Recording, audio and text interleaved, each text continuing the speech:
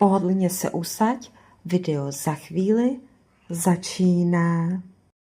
Takže čelky lidi, dlouho nebylo na mém YouTube kanále video, tak jdu pro vás natáčet nové video. Tentokrát to bude House Actionu. My jsme se byli projet podívat do Actionu, protože já jsem si tam chtěla koupit tu svoji lampičku, jak jsem vám říkala, ale tu lampičku prostě měli v jiném Actionu za 99 a v tom Actionu ve Futuru, co jsme byli my, tak ji mají za 199, což je docela hodně. Takže počkám, jestli zase nezlevnějí tu lampičku nebo neuvidím někde jinou lampičku, já se můžu podívat, protože stejně přítel pak v půlce srpna bude objednávat Temu, tak se podívám, jestli tam nebude nějaká levná lampička a lepší. Takže asi tak. No a mám tady pro vás House Temu. Platila jsem 124,70, což je dost levné, protože já jsem potřebovala novou řasenku. Víte, jak jsem vám ukazovala tu řasenku z Primarku? No tak ona, prostě takhle to je u každé řasenky, že ta řasenka vysychá, pak nemaluje už ty řasy, jak by měla a musíte si koupit novou řasenku. Jo, a já jsem objevila, přítel byl tak hodný, že mi v tom Actionu poradil, pomohl mi tam najít řasenku a že vyzkouším Max Moore Black Volume Mascara. Jo, a píšou tady řasenka pro objem. Flexibilní kartáček pečlivě odděluje jednotlivé řasy a dodává jim objem. Tak jsem si řekla, že vyzkouším tu řasenku. Takhle ta řasenka vypadá. Ta řasenka stála jenom, hned vám to řeknu,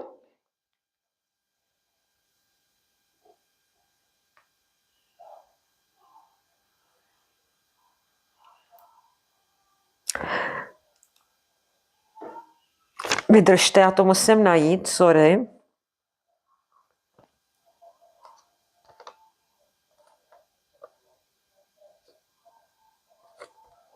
Já se moc v té jejich účtence Actionu nevyznám, tak to musím najít, kolik stála řasenka. Vydržte mi. Protože to se mi nějak nezdá, že by ta řasenka byla tak levná.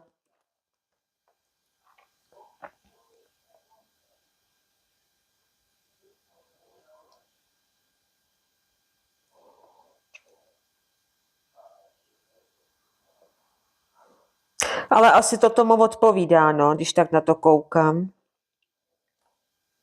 Řasenka stála 39,90, což je strašně dobrá a levná cena, protože byla levnější ta řasenka, než ta řasenka, co jsem si kupovala předtím v Primarku, protože ta řasenka z Primarku stála 100 korun a tahle mě stála 39,90, což je úplně skvělá cena. V drogerce byste koupili řasenku za mnohem dražší peníze.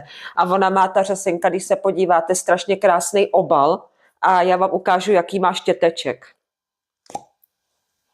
I strašně hezky voní ta řasenka. Má takovejhle hubený, jednoduchý štěteček. A někdy, až si s touhletou řasenkou udělám řasy, tak vám dám na Instagram fotku, jaký dělá ta řasenka řasy. Takže jsem na tu řasenku, takže jsem na tuhletu řasenku Max Moore z Actionu hrozně zvědavá a uvidíme, jaký bude dělat řasy. Pak jako další, protože moje kamarádka mi říkala, dělej si občas ráno skincare, dělej si masku na obličej. Tak jsem si tam koupila jednoduchou, protože já miluju pohádku Kráska a zvíře. A měli tam od Krásky a zvířete, od Disney Princess, od Belly, Face Sheet Mask, Deep Cleansing, Formula Wild Vanilla Skin, tak jsem si tam koupila, čekajte, já to najdu někde česky, momentík. Já to najdu tady někde česky. Pleťová maska, čistící formule s vůní vanilky. Jo, a máte ji tam mít až 10 až 15 minut. Takhle vypadá ta maska. a ta maska mě stála 21,90, což je úplně skvělá cena, jako to v drogerce za tak levný peníze. Řasenku, masku na obličej nekoupíte prostě. Takhle to vypadá. Jo, takhle to tam je, jak si to máte dát na obličej. A já jsem na tu masku hodně zvědavá, jak bude fungovat. A pak jako poslední věc, to jsem viděla u jedné influencerky, co dělá farmáci. Taky mi to doporučila kamarádka, že je lepší koupit si, jak si kupuju v Kauflandu, ty masky pod oči. Ty nejsou prostě dobrý. Zjistila jsem, že mi nedělají dobře, protože mě to svědí a pálí po chvilce. Takže masky pod oči z Kauflandu už si kupovat nemůžu a budu si kupovat tadyhle je jich tam, já vám to hned řeknu, kolik jich je v balení. Jo, tady to není napsaný, kolik jich je v balení. Je jich tam 60, což je úplně pecka, že jich tam je 60. Je to z aloe vera, je to Beauty z Naturem značka. Hydrogel, eye mask, patres, aloe vera, soothing eye, no. Je jich tam 60 a stálo mě to 62,90, což je úplně skvělá cena. Takže co se týká kosmetiky, tu kosmetiku prostě co seženu, tak už si budu kupovat v Actionu. A jestli ty masky pod oči budou dobrý, tak už si taky budu kupovat jenom masky pod oči v Actionu. A tyhle ty masky pod oči, tam máte mít 25 až 30 minut a vyndává se to z toho pinzetou, že si to nandáte. A je potřeba, to vám doporučuji ženy, je potřeba tyhle ty masky mít v lednici, jo? Já to otevřu pro vás, podívám se, jak to vypadá v balení. Já mám takovou jednu, jo, ono to je tady zalepený, zabezpečený. Já mám takovou jednu krásnou, takovou růžovo-zlatou pinzetu už hrozně dlouho a s ní si to budu nandavat. Tak, podíváme se na ty masky pod oči, jak to vypadá. Hele, tak super, tak nemusíme pinzetu, protože teďka jsem zjistila, že tady na tu masku pod oči, já vám to hned ukážu, jenom to tam musím správně zase zpátky nandat. No prostě tam máme takovouhle nabíračku, jo, máme tam takovouhle nabíračku, vlastně to otevřete, to je hodně vodový a tady vlastně vidíte, já nechci, aby se to vylilo, ty masky a vlastně tou maskou si naberete tu masku pod oči, jenom tam je nějaký, já nevím, jak to nabrat, já jsem nikdy takovouhle masku pod oči neměla, jak to tou nabíračkou nabrat, tu masku pod oči, já vůbec, jakože tomu, jo, on tam je ještě takovejhle obal, pod kterým vlastně máte tu masku na oči. Hrozně hezky to voní jako aloe vera. Já si pak musím umýt ruce. Jo, takže tam máte takovouhle špachtličku. Počkejte, ono tam patří ještě tohleto. Máte tam prostě takovouhle špachtličku, kterou si nandáváte tu masku pod oči. Ale je to mastný jako prase, což aloe vera je. Já budu muset pak, než to dám do lednice, si to utřít, tu špachtličku, ale každopádně počítejte s tím, že vás to může štípat, aby to zaúčinkovalo po ty kruhy pod oči, protože je to prostě aloe vera a aloe vera prostě může štípat.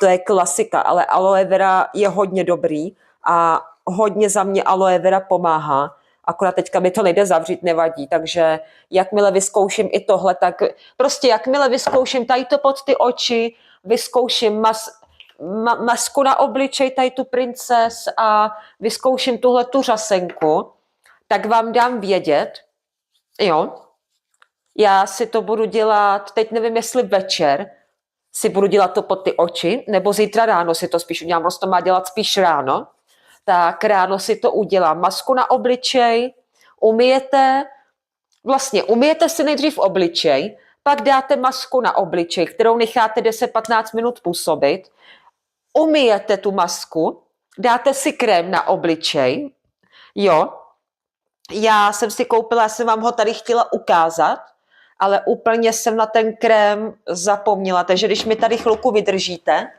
já přinesu ukázat krém, jaký jsem si koupila na obličej, protože jsem se od svojí kamarádky dozvěděla, že ten krém Nivea, co jsem používala na obličej, že je špatný a že tu pokožku vysušuje a není to vůbec dobré, tak vydržte. Tak, už jsem tady. Já jsem si koupila místo té Nivei Dove Body Love Rich Nourishment Cream for Face Body Long Lasting Care for Nourished Skin.